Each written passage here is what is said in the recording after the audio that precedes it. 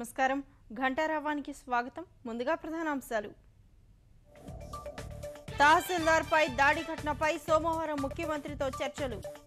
revenue ఉద్యోగులకు మంత్రి దేవినేని హామీ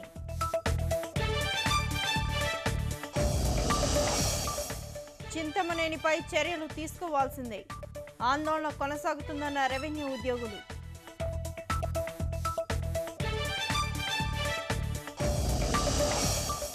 రాజధానికి అటవీ భూమి అవసరంపై కేంద్రానికి ముఖ్యమంత్రి వినతి డీనోటిఫై చేస్తామన్న పర్యావరణ మంత్రి జవదేకర్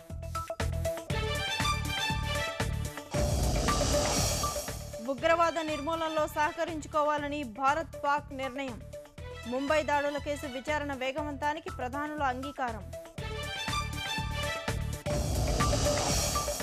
భారీ వాణిజ్య ప్రయోగానికి సిద్ధమైన ఇస్రో మరికొద్ది గంటల్లో 5 ఉపగ్రహాలను మోసుకెళ్లనున్న PSLV C-28